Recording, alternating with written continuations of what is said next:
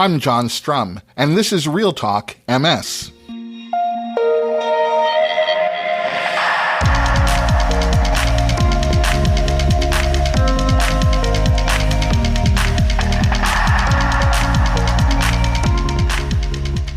It's February 17th, and we have a lot to talk about.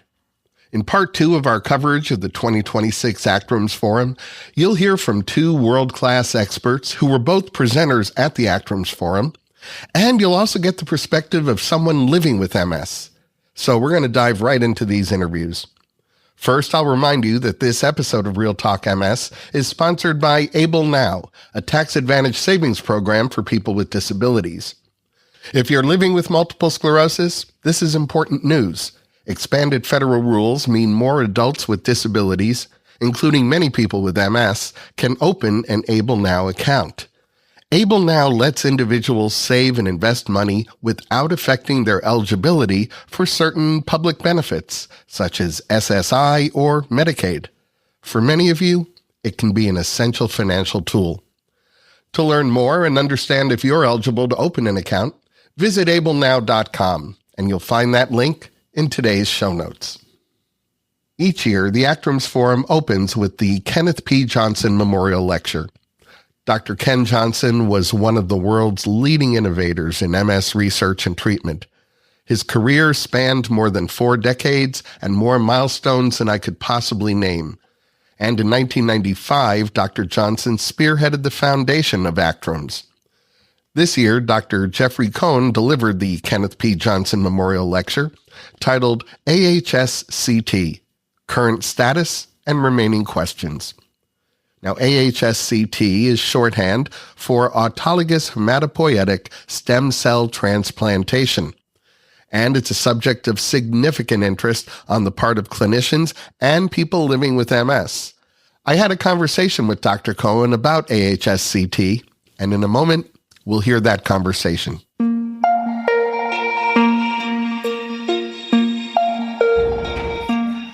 Dr. Jeffrey Cohen is a neurologist at the Cleveland Clinic's Mellon Center for Multiple Sclerosis Treatment and Research, where he also serves as the director of the Experimental Therapeutics Program and the director of the Neuroimmunology Fellowship Program. Dr. Cohen has held any number of roles across multiple clinical trials, developing new therapies for MS, and he has 300 publications focused on the immunologic, clinical, and research aspects of multiple sclerosis. It's good to see you again, Dr. Cohen. Likewise, it's good seeing you.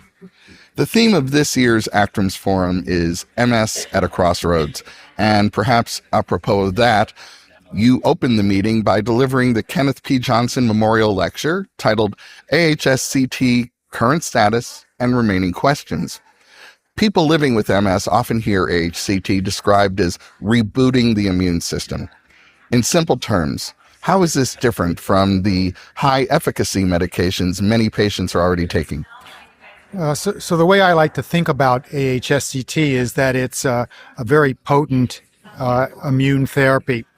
So it works by eliminating the diseased immune system and then allowing it to recover with more normal characteristics. So it does some of the same things that some of our medications do. It just does it more potently. That really leads me to my next question. Someone with active relapsing MS who might be considering this procedure today, to them, what does success look like? Are we talking about fewer relapses or the possibility of stopping medication entirely for several years, perhaps? Well, part of the reason why there's a great deal of interest in AHSCT is that in many of the studies that have been published, there's been very potent elimination of relapses and MRI activity, sometimes lasting for 5, 10, 15 years in some patients without the need for disease-modifying therapy. So that's what we hope for. What's been a little bit less certain is how well that approach works for progression. And so that's the subject of some ongoing studies. And then the other issue with AHSCT is that it is a pretty rough procedure. The therapy's built around high doses of chemotherapy, which eliminate the immune system. And so there's a lot of side effects during that stage of the procedure. So people have to be aware that although it can be a highly effective approach, it does have some risks. And that approach has been described as highly effective for people, as you said, with relapsing MS. Patients with progressive MS often feel left behind. Right. What remaining questions still need to be answered before this might be a viable option for them? Well, so I suspect that this is not going to be a good option for progressive MS. One of the things that I talked about in my presentation this morning was what aspects of MS it seems to be useful for and which it seems to be less consistently useful for. So I'm actually more hopeful about several other therapies for that aspect of the disease. We had hoped that the BTK inhibitors were going to pan out. We're still waiting to see about that. But I think the other approach that shows some promise for that aspect of the disease is CAR T, because it does many of the same things that the B cell depleting monoclonal antibodies do, for example, ocrelizumab and some of the other ones. But it does that more potently. It eliminates those cells more deeply within the tissues, including within the nervous system. So I suspect that hematopoietic stem cell transplant will be potentially a very effective treatment earlier in the disease for people that are still having relapses and active MRI despite medications, but that other things will be better for progressive MS. I was about to ask you whether there was a sweet spot when it comes to timing for that procedure. Is there a point where it's actually too early in a patient's journey to consider this kind of a procedure? Yeah, so much of the research has talked about the opposite, which is when it may be too late, unfortunately. And when we have discussions with people that are considering it, AHSCT, we sometimes have to say that the likelihood of harm for them outweighs the likelihood of benefit. Now, the other question, with the one that you actually asked, is should we be considering it earlier in the disease course? And I think that's probably true. Like many of our therapies, it works earlier in the disease. The difficulty is identifying those people for whom it's warranted, and to do that somehow before they've already accumulated disability. Even with the science where it is today, the cost of AHSCT is a massive barrier for many people. On the other hand, the cost savings of being able to discontinue an extraordinarily expensive disease-modifying therapy, well, those savings are very real.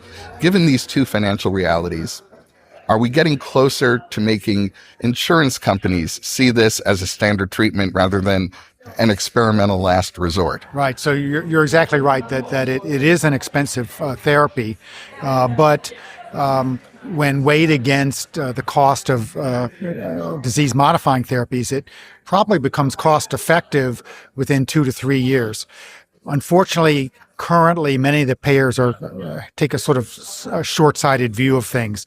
But so that was one of the purposes of the trial that I talked about today, the BEAT-MS trial, which was, among other things, to show that it's not only highly effective, but it's cost effective in addition, because and so we're looking at some very detailed pharmacoeconomic analyses to try to show that, because the underlying purpose of the trial is to make, if the results turn out to be what we anticipate, to make it a somewhat more mainstream treatment. So, given the BEAT-MS trial, what's the one thing that trial should tell a patient who might be debating between a drug like Ocrevus or Kesimpta and a full stem cell transplant? So I think the way to think about it is that we still don't know the answer whether a transplant is better than those drugs, and for whom it's better, and in which ways it's better. So it's still an open scientific question.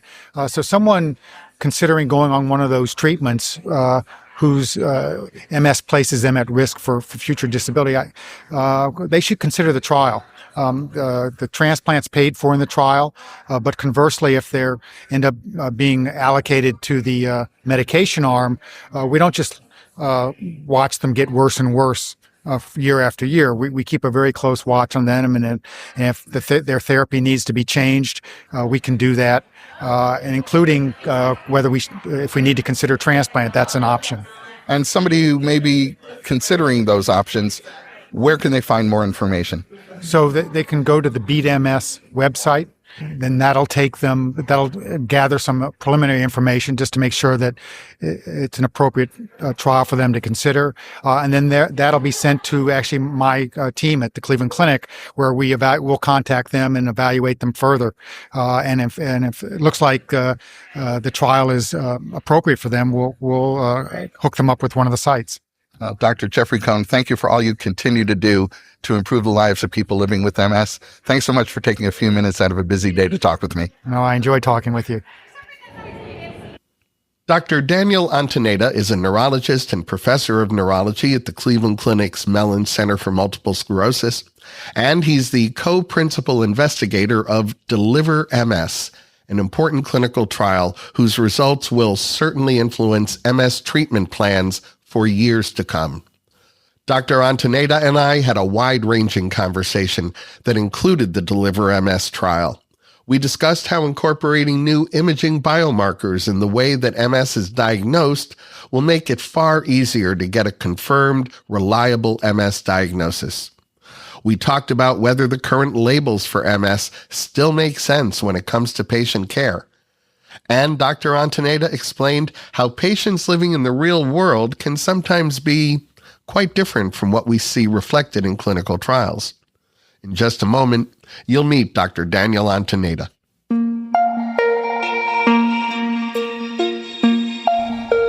Dr. Daniel Ontaneda is a neurologist and professor of neurology at the Cleveland Clinic's Mellon Center for Multiple Sclerosis, and he's the co-principal investigator of the Deliver MS trial, which tackles one of the biggest questions for people who are diagnosed with MS.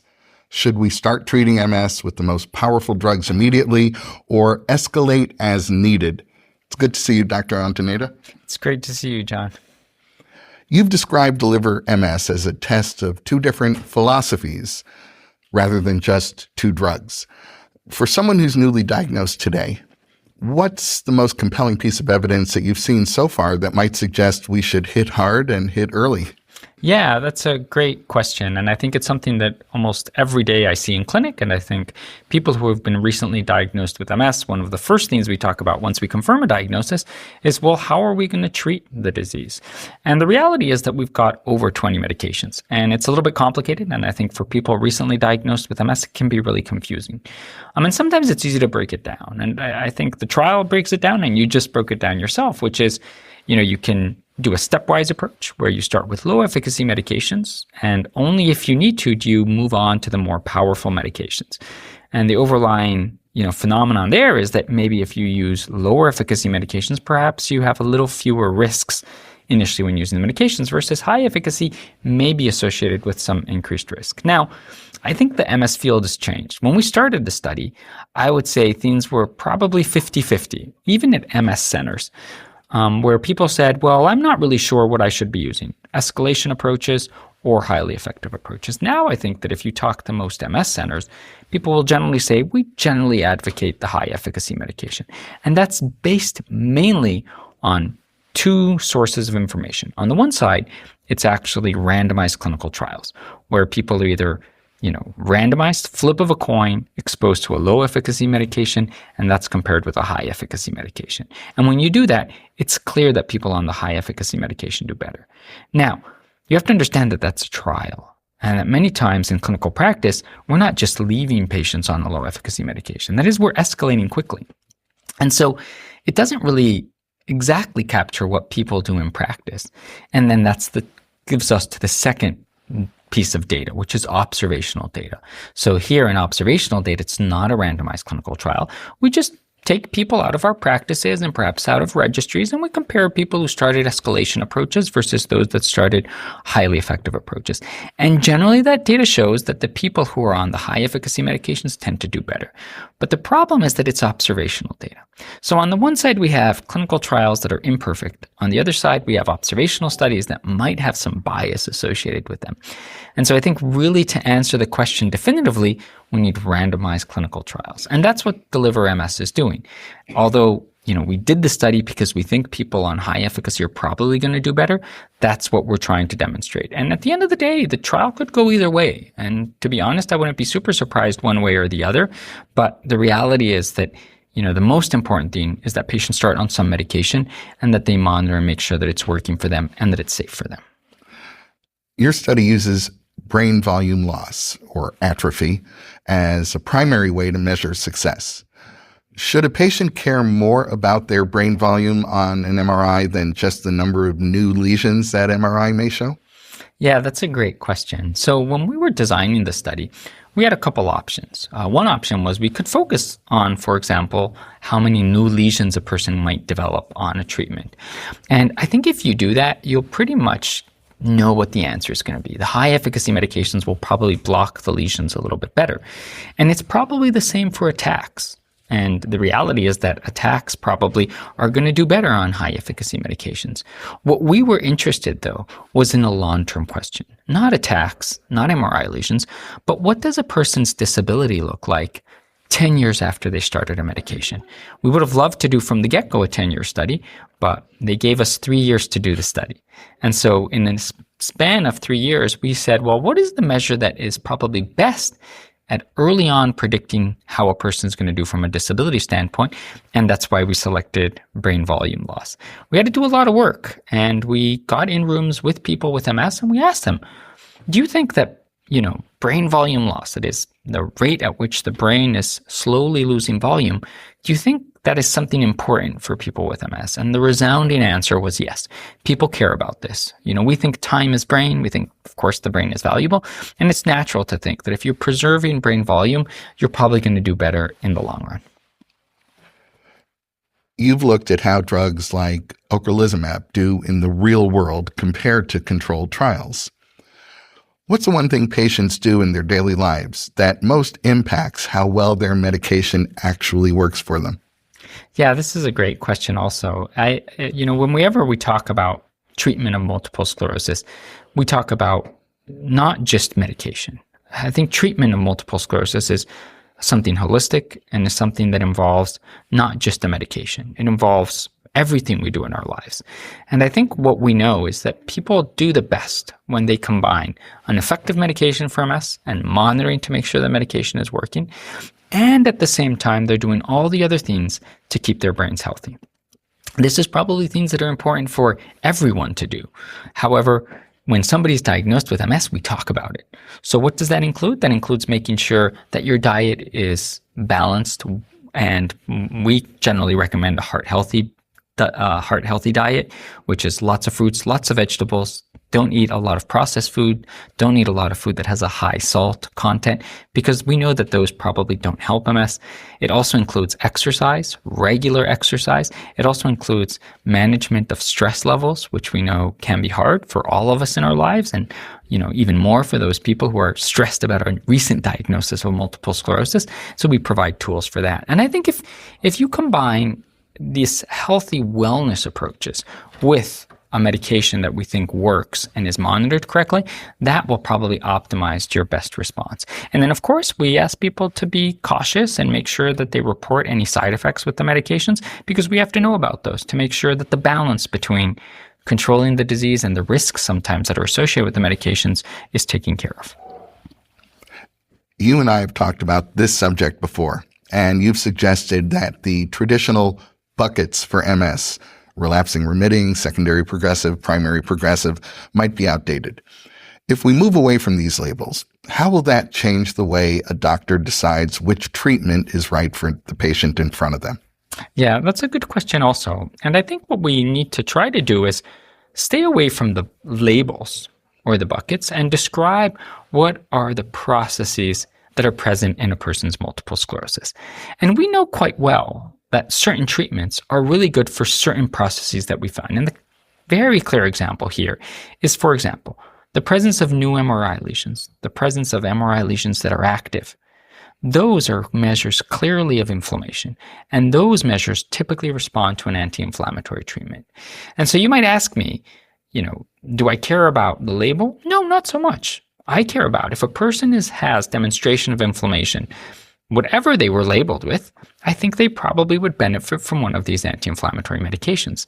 As we're trying to develop medications that might target that more slow worsening, what we call progressive MS or progressive biology, it stands to reason that when we're able to identify that, we should use medications that are effective for that. Do we have medications right now that are effective for that? We're still searching. There were some promising leads, and I think the field is still undecided if medications are available right now, but certainly we have a very long list of potential therapeutics that might be targeting that slow worsening of MS, and we have to test them. And once we identify something that works, then the idea is you treat what you can see biologically. To that point, we've heard a lot about progression independent of relapse activity, shortened to PIRA. How do we catch this progression earlier so patients don't wake up one day feeling they've lost ground despite having a stable MRI? Yeah, good question. I encounter this almost on a daily basis with my patients. And the reality is we do an MRI every 6 months on people who are treated, sometimes every year, sometimes every 2 years. And we monitor for the presence of relapses. And many times we see no MRI lesions, no active inflammation on the MRI, no attacks. But when you ask the patient, how do you feel? Many times they notice that there is a gradual worsening, and that gradual worsening can occur in spouts. It occurs and then it relieves itself, and then they're stable, and then it can worsen again. And so it's somewhat of a fluid process. And the reality is that you can't pick up that what we call progression independent of relapse activity unless you're looking for it. How can you look for it? Well, we can just ask people how they're doing. I think that's one technique. You can ask them with something called patient-reported outcomes, and perhaps you can do even more detailed testing than we normally do. We think about detecting progression maybe by changes on something called the EDSS, and that probably will detect a small proportion of individuals who are worsening. But if we, for example, take a test based on a digital device that somebody is using that's measuring their walking speed, or is measuring the distance they walk, or perhaps is measuring some physiologic function that might be changing, we might be able to much more readily assess individuals who are worsening. And it's important to do that because you want to identify that worsening early, because we want to put them on something. We want to treat them symptomatically to improve the symptoms that might be worsening.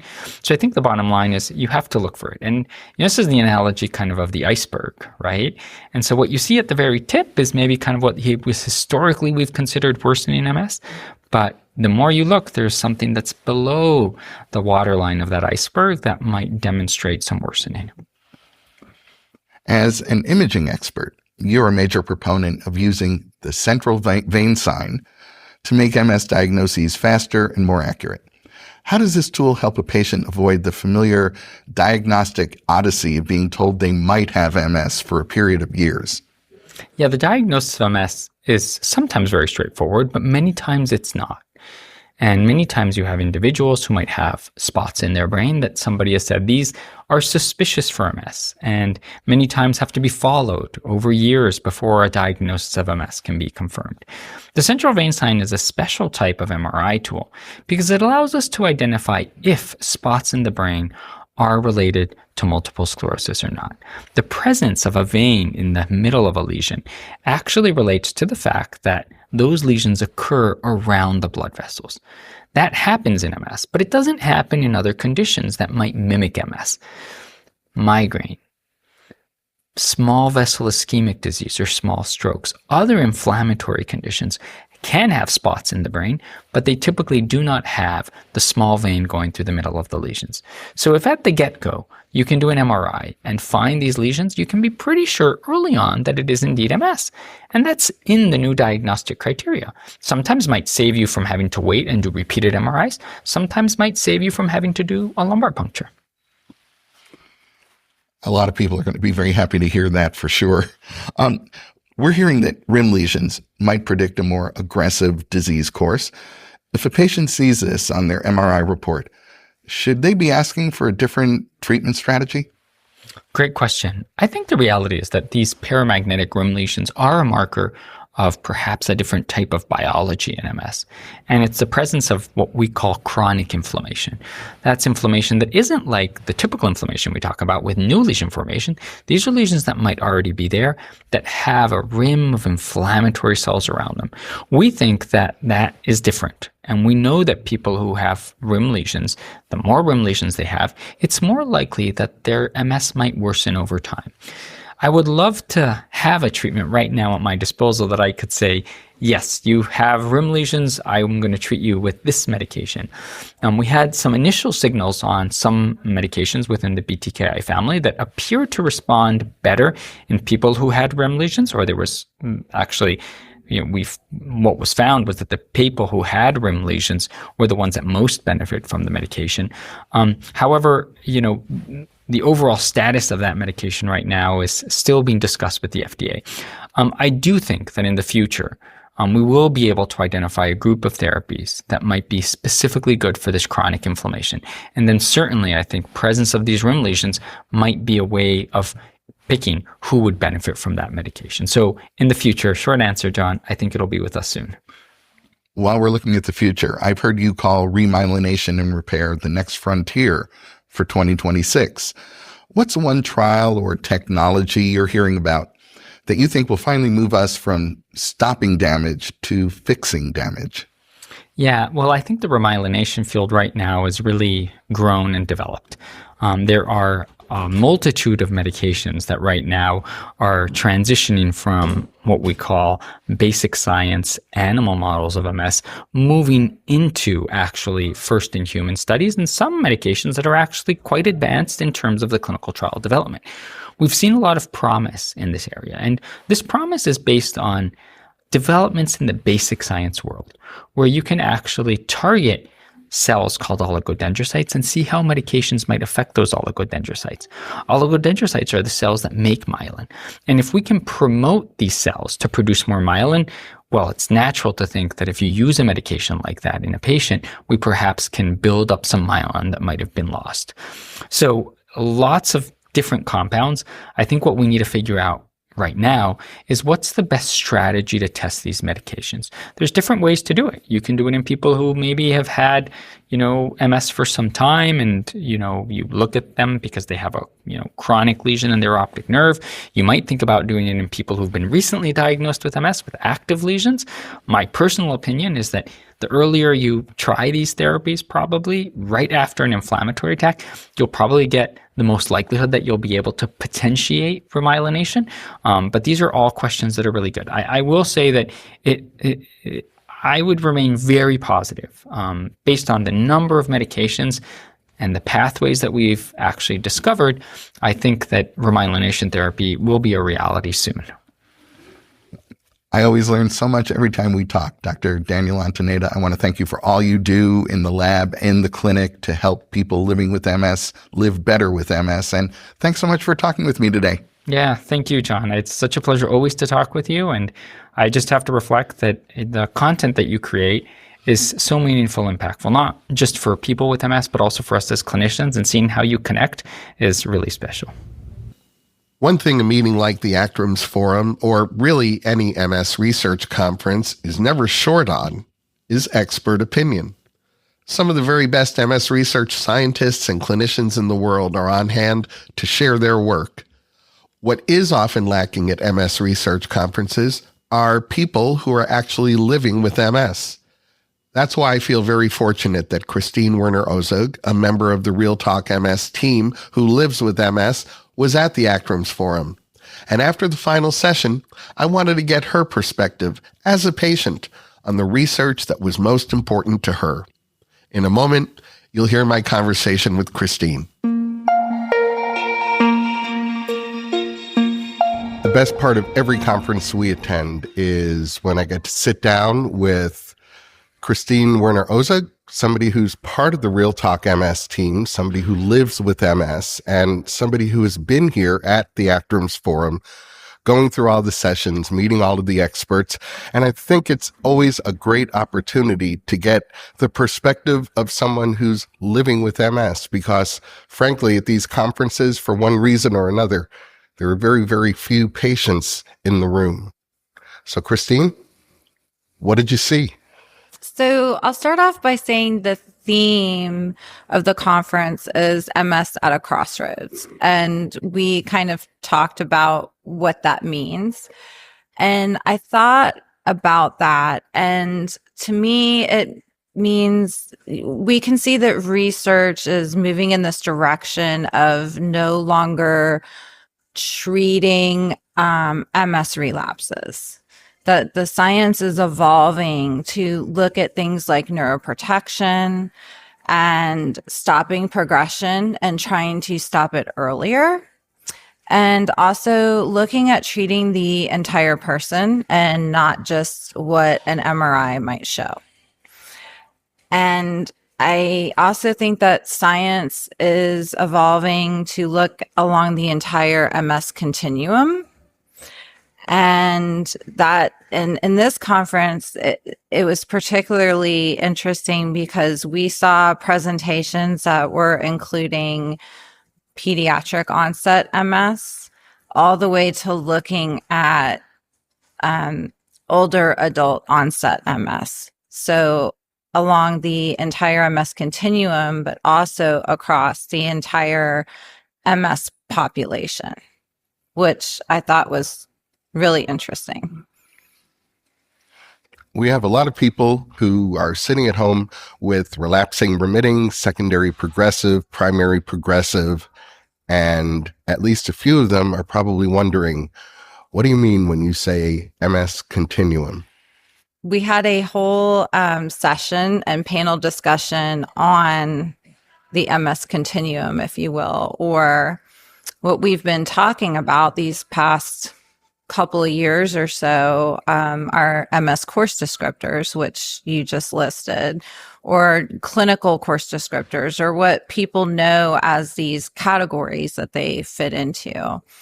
And the discussion today again brought up, are these still fit for purpose today?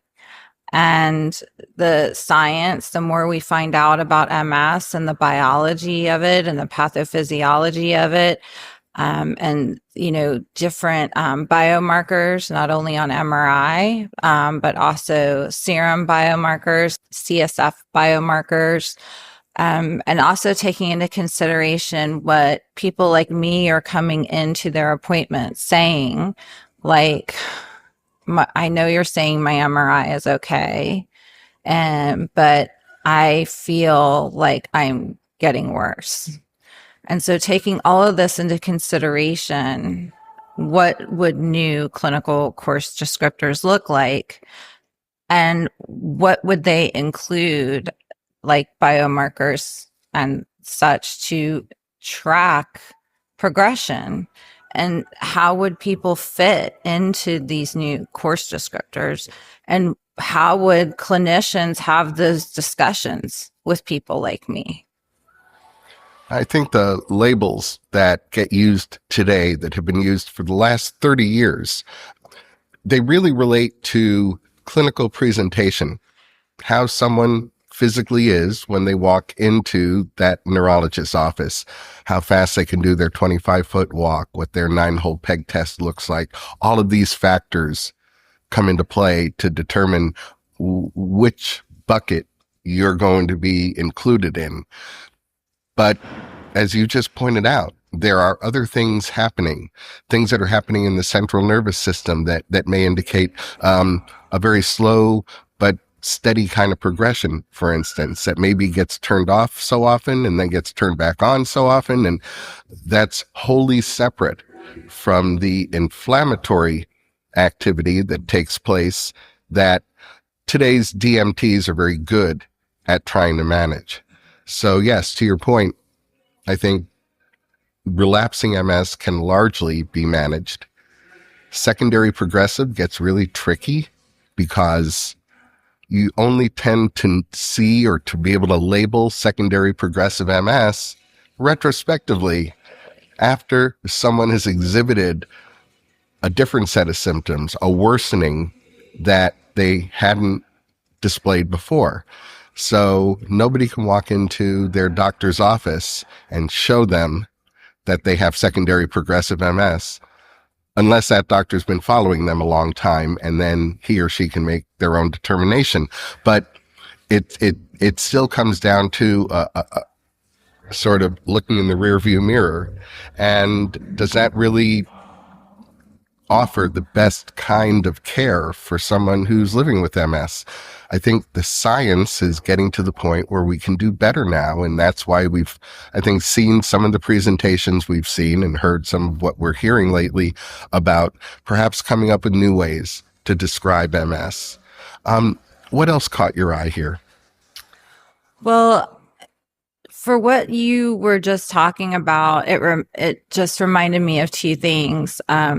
One, when Dr. Dan Ontaneda presented, he kind of showed what you were talking about. We have this relapsing kind of inflammatory process that goes on.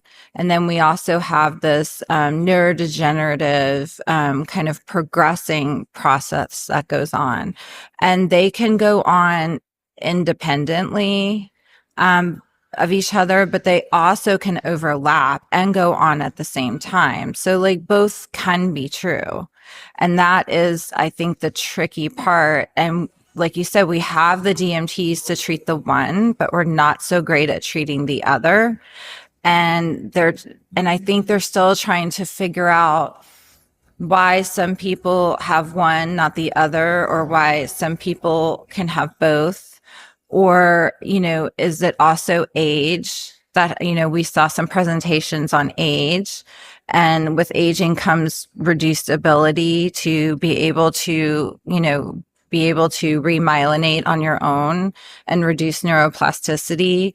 And because I think all of these mechanisms and immunology becomes, an issue as well, because all of these things are so complex, it's not so easy to get a biological and pathophysiological framework quickly. And we want to be able to measure. So what's the best way to measure these things? And that's where we talk about things like serum neurofilament light chain. We've talked about the DFAT, and there's other protein biomarkers that we heard about. But again, they're not ready to be used in the clinical setting. But this is all very exciting because we're moving toward, I think, being able to track progression and also maybe start looking at, is somebody starting to progress? So we can start to treat that and also open up new therapeutic targets for progression, which is what our Brancic Prize winner for innovation in MS research, Manuel Freese, he was awarded that for his work on the inflammation processes in neurons and the impact that has on death or neurodegeneration.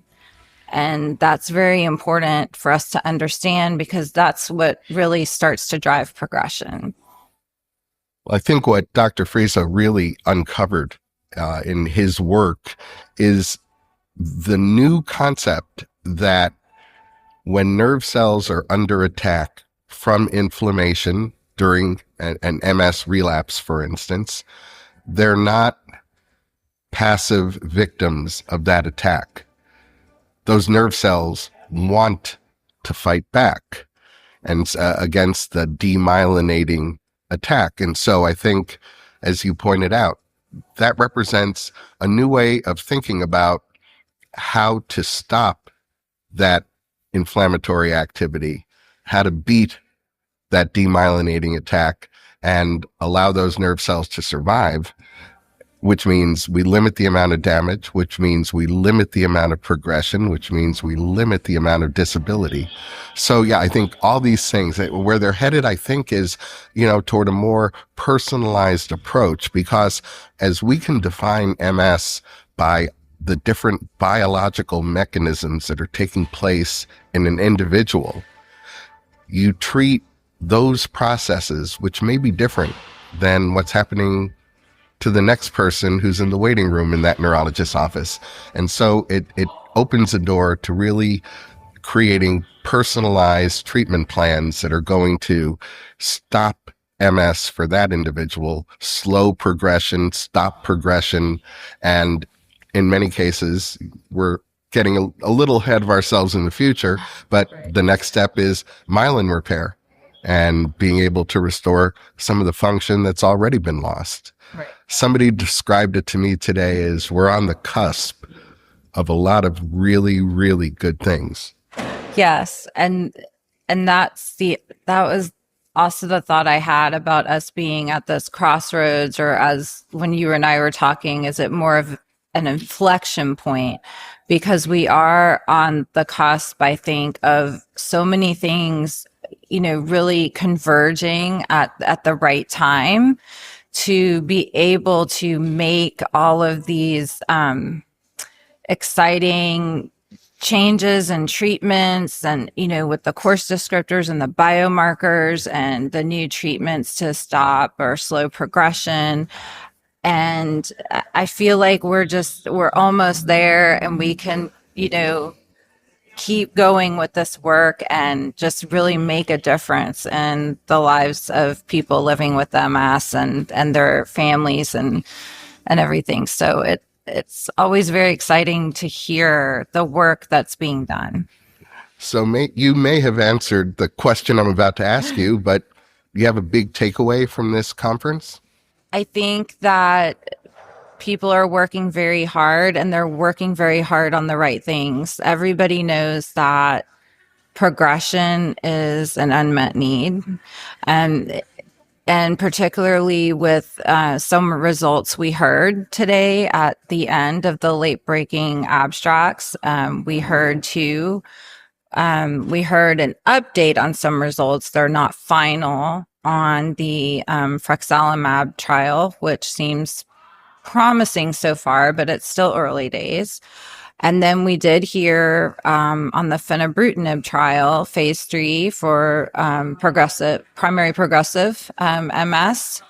And, if that pans out, it's the first time in more than a decade that we could have a new drug for primary progressive MS, because right now we have Ocrevus. And I applaud that trial.